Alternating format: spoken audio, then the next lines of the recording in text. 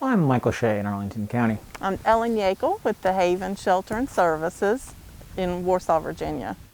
Thank you for joining us. This is Behind the Mask. Ellen.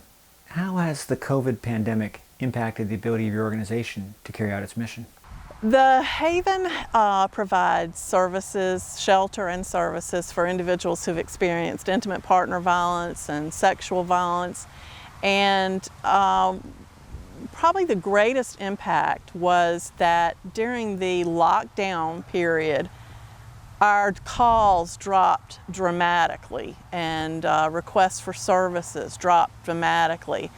And what we know is that during the pandemic, domestic violence, intimate partner violence increased greatly. We assume that the calls dropped because when you are at home with an abuser all the time, being able to reach out for help was very difficult, because once the restrictions started lifting and people were going back to work and out into the community, we saw a drastic increase in calls and requests for services at that time. And we're still doing this now, but we are keeping the capacity at our shelter at half and using hotel rooms to supplement that, so that individuals who need shelter can have a place that's safe and the distance needed to stay healthy in the shelter. That sounds like a pretty severe stress on your budget. How have you been able to handle it? It has been a struggle financially, because this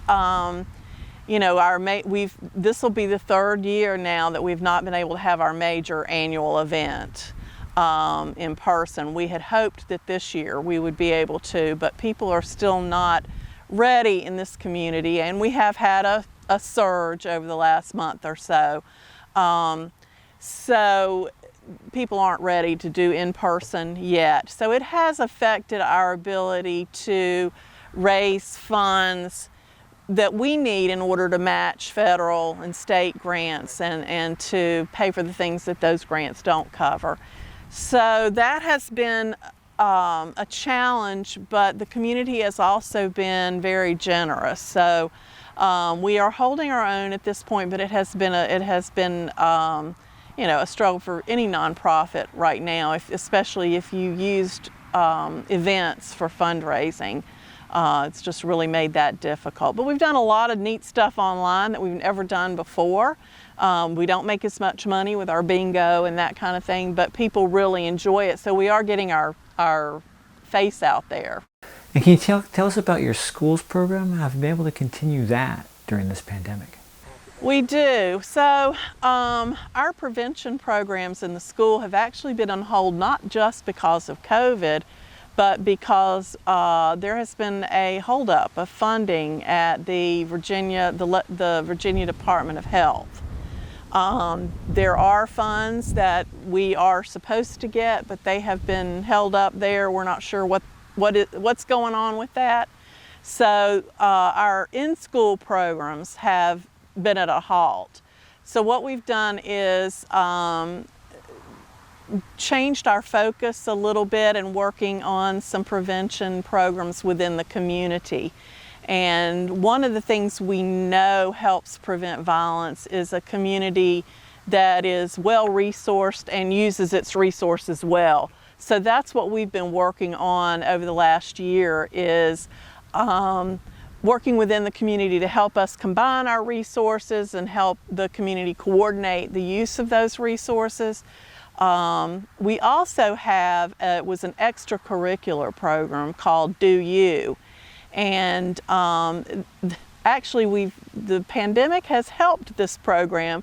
We serve 5 counties over 1,000 square miles. And so in order to do this program, we were having to find facilitators throughout the service area.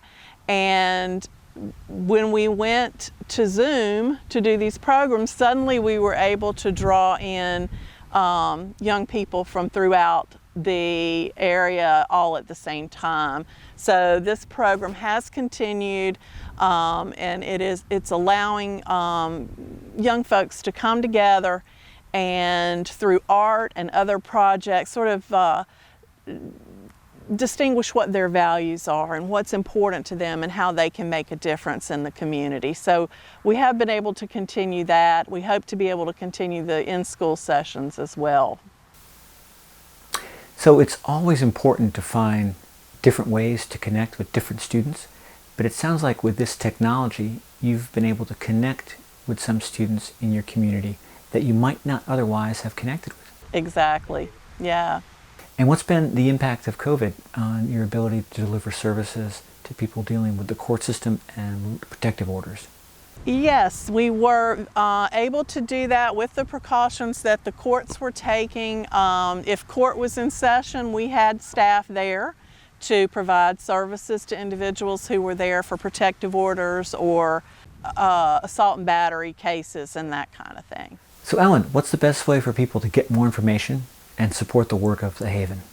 Well, the best place probably is our website at www.havenshelter.org. We have all of our information there on how to donate, but also how to access our services. And we have a 24-hour toll-free hotline. It's 1-800-224-2836 or 1-800-22-HAVEN. And you can call that number anytime you want to get information about our services, or if you need shelter, or even if you're not in our area, we can tell you what programs do serve your area throughout the United States. So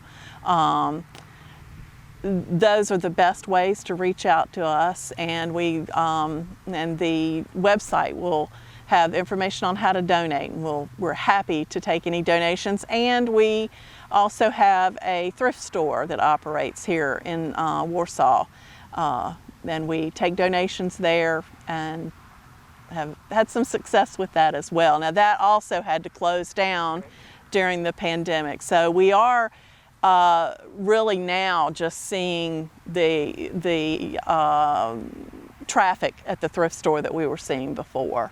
Ellen, thanks for joining us, and thank you for all the hard work you and your team do, and I wish you continued success. Well, thank you. Thank you very much.